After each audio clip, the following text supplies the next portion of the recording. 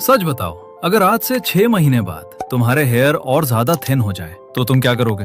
नया शैम्पू, नया ऑयल या फिर कोई रैंडम इंटरनेट हैक? प्रॉब्लम ये है, मोस्ट लोग थिन हेयर को तब सीरियसली लेते हैं जब डैमेज ऑलरेडी विजिबल हो चुका होता है, जब वॉल्यूम कम लगने लगता है, स्कैल्प दिखना स्टार्ट हो जाता है और हेयर स्टाइल पहले जैसा वर्क नहीं करता।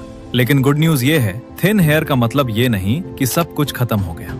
बहुत बार सही हैबिट्स, सही स्कैल्प केयर और कुछ स्मार्ट चेंजेस हेयर को बेटर सपोर्ट कर सकते हैं। और इस वीडियो में मैं तुम्हें 5 प्रैक्टिकल सॉल्यूशंस बताऊंगा जो थिन हेयर को हेल्दियर, फुलर और स्ट्रॉन्गर फील कराने में हेल्प कर सकते हैं। और ट्रस्ट मी, इनमें से कुछ पॉइंट्स मोस्ट लोग कंप्लीटली इग्नोर कर देते हैं, इसीलिए हर पॉइंट को ध्यान से सुनना। Let's start. Damage control. सबसे पहला स्टेप न्यू ग्रोथ क्रिएट करना नहीं है, पहले एग्जिस्टिंग डैमेज को रोकना है। क्योंकि अगर डैमेज कंटिन्यू होता रहा तो कोई भी सोल्यूशन लॉन्ग टर्म में काम नहीं करेगा। हेयर में रफ कम्बिंग अवॉइड करो, एग्रेसिव टॉवल रबिंग अवॉइड करो और अननेसेसरी हीट स्टाइलिंग को लिमिट करो। सिंपल लगता है, लेकिन मोस्ट लोग यही इग्नोर करते हैं। हेल्दी हेयर ग्रो करने से पहले उन्हें प्रोटेक्ट करना जरूरी होता है। और वैसे अगर तुमने मेरी प्रीवियस थिन हेयर वीडियो नहीं देखी, जहां मैंने उन 4 मेजर मिस्टेक्स के बारे में बात की थी जो धीरे धीरे हेयर को थिन और वीक बना रही हैं, तो इस वीडियो के बाद उसे भी जरूर देख लेना। लिंक डिस्क्रिप्शन में है। Nutrition upgrade. अब आते हैं उस चीज पर जिसे मोस्ट लोग बोरिंग समझकर इग्नोर कर देते हैं, न्यूट्रिशन। सच ये है, हेयर सिर्फ स्कैल्प पर ग्रो नहीं होते, बॉडी के अंदर बिल्ड होते हैं। और अगर बॉडी को प्रॉपर फ्यूल ही नहीं मिलेगा तो हेयर स्ट्रॉन्ग कैसे रहेंगे?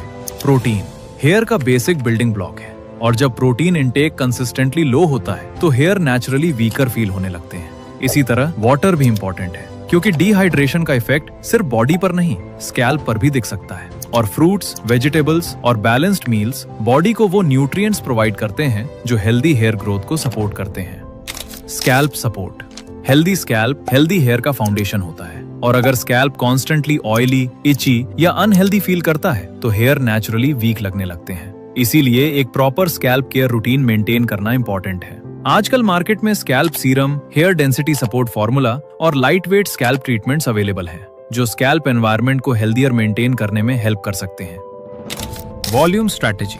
कभी कभी प्रॉब्लम हेयर की क्वांटिटी नहीं होती, प्रेजेंटेशन की होती है। सेम हेयर लेकिन हेयर स्टाइल गलत, और रिजल्ट हेयर और भी थिन लगते हैं। इसीलिए हेयर स्टाइल सिलेक्शन इंपॉर्टेंट है। Layered cuts, texture based styles और volume focused hairs thin hair को विजुअली फुलर दिखाने में हेल्प करते हैं, जबकि फ्लैट हेयर्स हेयर को और पतला दिखाती हैं। कभी कभी सिर्फ हेयर स्टाइल चेंज करने से भी ओवरऑल अपीयरेंस काफी इंप्रूव लगने लगता है। The reality. अब सबसे इंपॉर्टेंट पार्ट, और शायद सबसे अनकंफर्टेबल भी।